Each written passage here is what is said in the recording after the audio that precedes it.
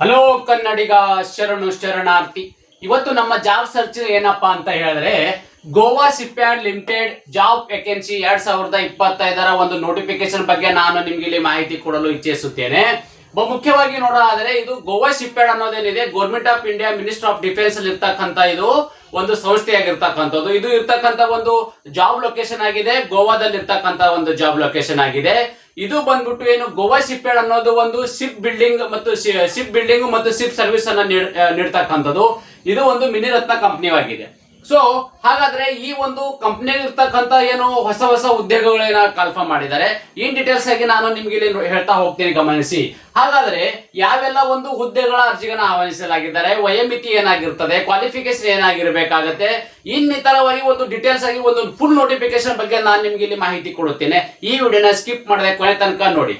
ಅದೇ ರೀತಿ ಹಾಗಾದ್ರೆ ಟೋಟಲ್ ವೇಕೆನ್ಸಿಗಳು ಎಷ್ಟು ಕರೆದಿದ್ದಾರಪ್ಪ ಅಂದ್ರೆ, ಇಲ್ಲಿ 32 ಹುದ್ದೆಗಳನ್ನ ಕರೆದಿದ್ದಾರೆ. ಎಷ್ಟಿರ್ತಕ್ಕಂಥದ್ದು? 32 ಪೋಸ್ಟ್ಗಳು ಇರ್ತಕ್ಕಂಥದ್ದು. ಓಕೆ, ಈ 32 ಏನು ಪೋಸ್ಟ್ ಏನಿದೆ, ಓಕೆ, 32 ಪೋಸ್ಟ್ಗಳು ಇರ್ತಕ್ಕಂಥದ್ದು.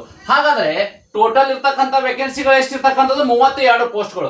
ಹಾಗಾದ್ರೆ ಯಾವ ಒಂದು ಪೋಸ್ಟ್ ಗಳನ್ನ ಇಲ್ಲಿ ಕನ್ಫರ್ಮ್ ಮಾಡಿದ್ದಾರೆ ಅಂತ ನಾವಿಲ್ಲಿ ನೋಡೋದಾದ್ರೆ, ಮ್ಯಾನೇಜ್ಮೆಂಟ್ ಟ್ರೈನಿ ಇರ್ತಕ್ಕಂಥದ್ದು. ಓಕೆ, ಸೊ ಇಲ್ಲಿ ಮ್ಯಾನೇಜ್ಮೆಂಟ್ ಟ್ರೈನಿ ಇರ್ತಕ್ಕಂಥ ಹುದ್ದೆಗಳ ಅರ್ಜಿಗಳನ್ನ ಆಹ್ವಾನಿಸಲಾಗಿದೆ. ಯಾವ ಹುದ್ದೆಗಳು? ಪೋಸ್ಟ್ ಯಾವ್ದು ಇರ್ತಕ್ಕಂಥದ್ದು? ಮ್ಯಾನೇಜ್ಮೆಂಟ್ ಟ್ರೈನಿಗಳು. ಸೊ ಹಾಗಾದ್ರೆ ಈ ಒಂದು ಮ್ಯಾನೇಜ್ಮೆಂಟ್ ಟ್ರೈನಿ ಅಂದ್ರೆ ಯಾರಾಗಿರ್ತಾರಪ್ಪ ಅಂತಂದ್ರೆ, ಎಜುಕೇಶನ್ ಕ್ವಾಲಿಫಿಕೇಶನ್ ಏನಾಗಿರ್ಬೇಕಪ್ಪ ಅಂತ ಹೇಳಿದ್ರೆ ತಾವು ಇಲ್ಲಿ ಗಮನಿಸಬಹುದು. ಓಕೆ, ಮೊದಲನೇದಾಗಿ ಏನಪ್ಪಾ ಅಂದ್ರೆ ಬಿ, ಇಲ್ಲಪ್ಪ ಅಂತ ಹೇಳಿದ್ರೆ ಬಿಟೆಕ್, ಬಿ ಮತ್ತು ಬಿಟೆಕ್ ಆಗಿರ್ತಕ್ಕಂಥ ಅಭ್ಯರ್ಥಿಗಳು ಅರ್ಜಿಗೆ ಸಲ್ಲಿಸಬಹುದಾಗಿದೆ. ಹಾಗಾದ್ರೆ ಈ ಬಿ ಮತ್ತು ಬಿಟೆಕ್ ಆಗಿರ್ತಕ್ಕಂಥ ಅಭ್ಯರ್ಥಿಗಳು ಅಂದ್ರೆ, ಈಗ ಬಿ ಬಿಟೆಕ್ ಅಲ್ಲಿ ಯಾವ ಒಂದು ಕ್ವಾಲಿಫಿಕೇಶನ್ ಗಳು ಆಗಿರ್ಬೇಕು ಅನ್ನೋದು ನಾವು ಇಲ್ಲಿ ಫುಲ್ ಇನ್ಫಾರ್ಮೇಶನ್ ನೋಡೋದಾದ್ರೆ, ಮೇನ್ ಆಗಿರ್ತಕ್ಕಂಥ ಯಾವುದು ಬಿ ಆಗಿದ್ರು ಅಪ್ಲಿಕೇಶನ್ ಹಾಕಬಹುದು. ಬಿಟೆಕ್ ಆಗಿರ್ತಕ್ಕಂಥ ಅಭ್ಯರ್ಥಿಗಳು ಅರ್ಜಿಗಳನ್ನು ಸಲ್ಲಿಸಬಹುದಾಗಿದೆ. ಸೊ ಬಹು ಮುಖ್ಯವಾಗಿ ಏನಪ್ಪಾ ಅಂದ್ರೆ, ಈ ಬಿ ಬಿಟೆಕ್ ಅಲ್ಲಿ ಇರ್ತಕ್ಕಂಥ ಅಂದ್ರೆ ಯಾವ ಕ್ವಾಲಿಫಿಕೇಶನ್ ಆಗಿರ್ತಕ್ಕಂಥ ಅಭ್ಯರ್ಥಿಗಳು ಅರ್ಜಿಗೆ ಸಲ್ಲಿಸಬಹುದಾಗಿದೆ. ಮ್ಯಾನೇಜ್ಮೆಂಟ್ ಟ್ರೈನಿ ಇರ್ತಕ್ಕಂಥದ್ದು ಯಾವುದಲ್ಲಿ ಮೆಕ್ಯಾನಿಕಲ್ ಇರ್ತಕ್ಕಂಥವ್ರು ಹಾಕಬಹುದಾಗಿದೆ. ಏನಪ್ಪಾ ಮೆಕ್ಯಾನಿಕಲ್ ಇರ್ತಕ್ಕಂಥದ್ದು.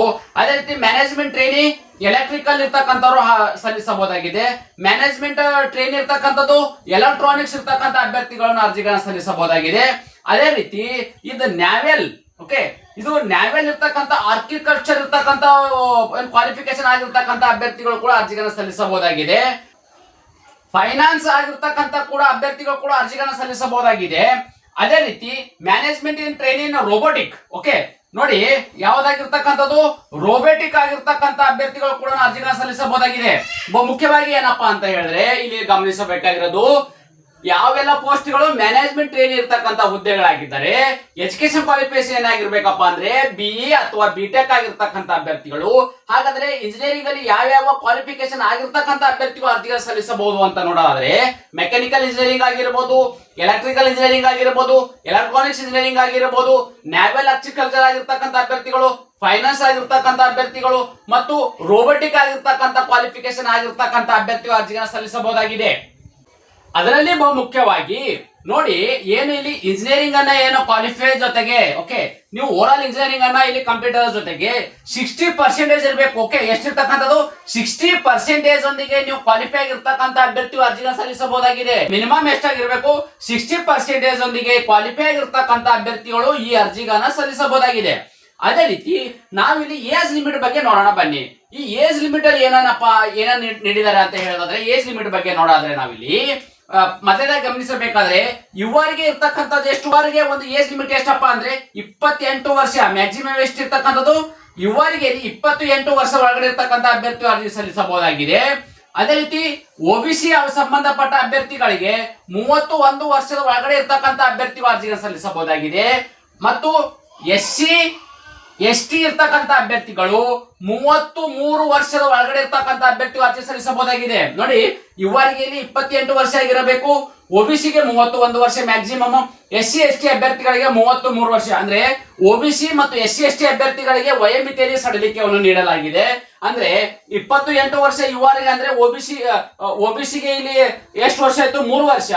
SC/ST ಅಭ್ಯರ್ಥಿಗಳಿಗೆ 5 ವರ್ಷಗಳ ಕಾಲ ವಯೋಮಿತಿಯಲ್ಲಿ ಸಡಿಲಿಕೆಯನ್ನು ನೀಡಲಾಗಿದೆ.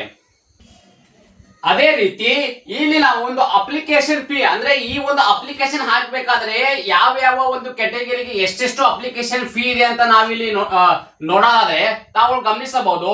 ಜನರಲ್ ಕೆಟಗರಿ, ಒಬಿಸಿ ಮತ್ತು ಇಡಬ್ಲ್ಯೂ ಎಸ್ ಅಭ್ಯರ್ಥಿಗಳಿಗೆ ಟೋಟಲ್ ಇರ್ತಕ್ಕಂಥದ್ದು ಎಷ್ಟು, 500 ರೂಪಾಯಿ ಅಪ್ಲಿಕೇಶನ್ ಫೀ ಇದೆ. ಓಕೆ, ಎಷ್ಟಿದು 500 ರೂಪಾಯಿ ಅಪ್ಲಿಕೇಶನ್ ಫೀ. ಅದೇ ರೀತಿ SC ಮತ್ತು ST ಇಡಬ್ಲ್ಯೂ ಎಸ್ ಅಭ್ಯರ್ಥಿಗಳಿಗೆ ಯಾವುದೇ ಅರ್ಜಿ ಶುಲ್ಕ ಇರುವುದಿಲ್ಲ. ಅವರಿಗೆ ನೋಡಿ, ಜನರಲ್, ಒಬಿಸಿ, ಇಡಬ್ಲ್ಯೂಎಸ್ ಅಭ್ಯರ್ಥಿಗಳಿಗೆ 500 ರೂಪಾಯಿ ಅರ್ಜಿ ಶುಲ್ಕವಾದರೆ SC ST EWC ಅಭ್ಯರ್ಥಿಗಳಿಗೆ, ಅದೇ ರೀತಿ ಫಿಸಿಕಲ್ ಹ್ಯಾಂಡಿಕ್ಯಾಪ್ಟ್ ಅಭ್ಯರ್ಥಿಗಳಿಗೆ ಯಾವುದೇ ಅರ್ಜಿ ಶುಲ್ಕ ಇರುವುದಿಲ್ಲ. ಅವರಿಗೆ ಅರ್ಜಿ ಶುಲ್ಕದಿಂದ ವಿನಾಯಿತಿಯನ್ನು ನೀಡಲಾಗಿದೆ. ಹಾಗಾದ್ರೆ ಈ ಒಂದು ಅಪ್ಲಿಕೇಶನ್ ಹಾಕಿರ್ತಕ್ಕಂಥ ಅಭ್ಯರ್ಥಿಗಳ ಒಂದು ಸೆಲೆಕ್ಷನ್ ಪ್ರೊಸೆಸ್ ಅನ್ನ ಹೇಗೆ ಮಾಡ್ತಾರಪ್ಪ ಅಂತ ನಾವಿಲ್ಲಿ ನೋಡೋದಾದ್ರೆ ಮುಖ್ಯವಾಗಿ ತಾವುಗಳು ಗಮನಿಸಬಹುದು. ಈ ಸೆಲೆಕ್ಷನ್ ಪ್ರೊಸೆಸ್ ಅಲ್ಲಿ ಏನೇನು ಇಲ್ಲಿ ನಾವು ಕ್ವಾಲಿಫಿಕೇಶನ್ ಆಗ್ಬೇಕಪ್ಪ ಅಂದ್ರೆ, ಮೊದಲನೇದಾಗಿ ಒಂದು ರಿಟರ್ನ್ ಎಕ್ಸಾಮ್ ನೀಡಲಾಗುವುದು. ಓಕೆ, ಮೊದಲನೇದಾಗಿ ಒಂದು ರಿಟರ್ನ್ ಎಕ್ಸಾಮ್ ನೀಡಲಾಗುವುದು. ಆ ರಿಟರ್ನ್ ಎಕ್ಸಾಮ್ ಅಲ್ಲಿ ಕ್ವಾಲಿಫೈ ಆಗಿರ್ತಕ್ಕಂಥ ಅಭ್ಯರ್ಥಿಗಳ ಸೆಕೆಂಡ್ ಏನ್ ಮಾಡ್ತಾರೆ, ಇಲ್ಲಿ ಡಾಕ್ಯುಮೆಂಟ್ ವೆರಿಫಿಕೇಶನ್ ಗೆ ಕರೆಯಲಾಗುವುದು. ಈ ಡಾಕ್ಯುಮೆಂಟ್ ವೆರಿಫಿಕೇಶನ್ ಅಲ್ಲಿ ಕ್ವಾಲಿಫೈ ಆಗಿರ್ತಕ್ಕಂಥ ಅಭ್ಯರ್ಥಿಗಳನ್ನ ಪರ್ಸನಲ್ ಇಂಟರ್ವ್ಯೂ ಮಾಡಲಾಗುವುದು.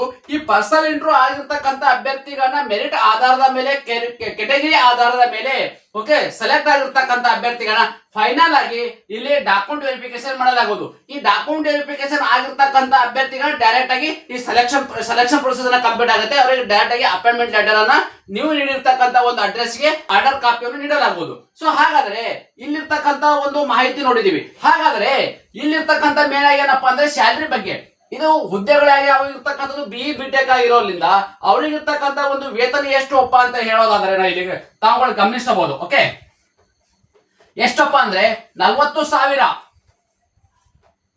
ತಾವುಗಳು ಗಮನಿಸಬಹುದು. ಅವರಿಗಿರ್ತಕ್ಕಂಥ ಒಂದು ಸ್ಯಾಲರಿ ಎಷ್ಟಪ್ಪ ಅಂದ್ರೆ 40,000ದಿಂದ 1,40,000. ಎಷ್ಟಿದು? ಮೊದಲನೇದಾಗಿ ಅವ್ರಿಗೆ ವೇತನ ಎಷ್ಟಪ್ಪ, 40,000ದಿಂದ 1,40,000 ರೂಪಾಯಿ ಇದು ಪ್ರತಿ ತಿಂಗಳು ಸಿಗ್ತಕ್ಕಂಥ, ಓಕೆ ಪರ್ ಮಂತ್ ಇದು ಸಿಗ್ತಕ್ಕಂಥ ಒಂದು ಸ್ಯಾಲರಿ ಆಗಿರುತ್ತದೆ. ಎಷ್ಟಿದು? ಪರ್ ಮಂತ್ ಆಗಿರ್ತಕ್ಕಂಥ ಒಂದು ಸ್ಯಾಲರಿ ಬಗ್ಗೆ ಆಗುತ್ತೆ. ಮುಖ್ಯವಾಗಿ ಏನಪ್ಪಾ ಅಂತ ಹೇಳಿದ್ರೆ, ಈ ಒಂದು ಅಪ್ಲಿಕೇಶನ್ ಹಾಕಿರ್ತಕ್ಕಂಥ ಅಭ್ಯರ್ಥಿಗಳಿಗೆ ಒಂದು ಯಾವ ರೀತಿ ಒಂದು ಎಕ್ಸಾಮ್ ಪ್ಯಾಟರ್ನ್ ಅನ್ನ ಇಲ್ಲಿ ಕೇಳಲಾಗೋದು ಅಂತ ಗಮನಿಸೋದಾಗಿದ್ರೆ ನಾವಿಲ್ಲಿ ಮೊದಲನೇದಾಗಿ ನೋಡಿ, ಇಲ್ಲಿ ನಾಲೆಜ್ ಕ್ವಶನ್ಸ್ ಅಂದ್ರೆ ನೀವು ಯಾವ ಒಂದು BE-BTech ಅಲ್ಲಿ ಯಾವ ಒಂದು ಅಂದ್ರೆ ಮೆಕ್ಯಾನಿಕಲ್ ಆಗಿರ್ಬೋದು, ಎಲೆಕ್ಟ್ರಾನಿಕ್ಸ್ ಆಗಿರ್ಬೋದು, ಎಲೆಕ್ಟ್ರಿಕಲ್ ಆಗಿರ್ಬೋದು, ಫೈನಾನ್ಸ್ ಆಗಿರ್ಬೋದು, ನೀವು ಯಾವ ಒಂದು ಕ್ವಾಲಿಫಿಕೇಶನ್ ಪಾಸ್ ಆಗಿದ್ರೆ ಆ ರಿಲೇಟೆಡ್ ಇರ್ತಕ್ಕಂಥವ್ರಿಗೆ ಇಲ್ಲಿ 60 ಮಾರ್ಕ್ಸ್ ಕ್ವಶನ್ಸ್ ಕೇಳಲಾಗಿದೆ. ಎಷ್ಟಿರ್ತಕ್ಕಂಥದ್ದು? 60 ಮಾರ್ಕ್ಸ್ ಅದು ಇರ್ತಕ್ಕಂಥದ್ದು. ಅದೇ ರೀತಿ ಮತ್ತಿದು ಜನರಲ್ ಮ್ಯಾನೇಜ್ಮೆಂಟ್ ಇರ್ತಕ್ಕಂಥದ್ದು ಮತ್ತು ಅಪ್ಟಿಟ್ಯೂಡ್ ಇರ್ತಕ್ಕಂಥದ್ದು, ರೀಸನಿಂಗ್ ಬಗ್ಗೆ ಈ ತರದ ಒಂದು ಕ್ವಶನ್ಸ್ ಗೆ 25 ಮಾರ್ಕ್ಸ್ ಇರ್ತಕ್ಕಂಥದ್ದು. ಓಕೆ, ಸೊ ಹಾಗಾದ್ರೆ ಟೋಟಲ್ ಆಗಿರ್ತಕ್ಕಂಥದ್ದು ಎಷ್ಟು ಮಾರ್ಕ್ಸ್ ಇಲ್ಲಿ? 85 ಮಾರ್ಕ್ಸ್ ನ ಒಂದು ಕ್ವಶನ್ ಪೇಪರ್ ಅನ್ನು ನೀಡಲಾಗುವುದು. ಈ ಒಂದು ಎಕ್ಸಾಮ್ ಹೇಗಪ್ಪ ಅಂದ್ರೆ, ನೀವು ಆನ್ಲೈನ್ ಮುಖಾಂತರ ಅಂದ್ರೆ CPT ಎಕ್ಸಾಮ್ ಮುಖಾಂತರ ಈ ಒಂದು ಪೇಪರ್ ಅನ್ನ ನೀವು ಬರೀಬೇಕಾಗುತ್ತೆ. ಟೋಟಲ್ ಆಗಿ 85 ಮಾರ್ಕ್ಸ್ ಗೆ ಇರ್ತಕ್ಕಂಥ ಒಂದು ಕ್ವಶನ್ ಗೆ ನಿಮ್ಗೆ ಇರ್ತಕ್ಕಂಥ ಒಂದು ಕಾಲಾವಧಿ ಎಷ್ಟಿರ್ತಕ್ಕಂಥದ್ದು? 60 ಮಿನಿಟ್ಸ್ ಇರ್ತಕ್ಕಂಥದ್ದು. ನಿಮ್ಗೆ ಎಕ್ಸಾಮ್ ಬರೀಕೆ 60 ಮಿನಿಟ್ಸ್ ಇಲ್ಲಿ ಕಾಲಾವಧಿ ನೀಡಲಾಗಿದೆ. ಹಾಗಾದ್ರೆ ಅದ್ರ ಜೊತೆಗೆ ಇನ್ನೊಂದು ಮುಖ್ಯವಾಗಿ ಏನಪ್ಪಾ ಅಂದ್ರೆ, ಈ ಒಂದು ಅಪ್ಲಿಕೇಶನ್ ಹೇಗೆ ಸಲ್ಲಿಸಬೇಕಪ್ಪ ಅಂದ್ರೆ, ನೀವು ಆನ್ಲೈನ್ ಮುಖಾಂತರನೇ ಅರ್ಜಿಗಳನ್ನ ಸಲ್ಲಿಸಬೇಕು. ಓಕೆ, ಸೊ ಆನ್ಲೈನ್ ಮುಖಾಂತರ ಅರ್ಜಿಗಳನ್ನ ಸಲ್ಲಿಸಬಹುದಾಗಿದೆ.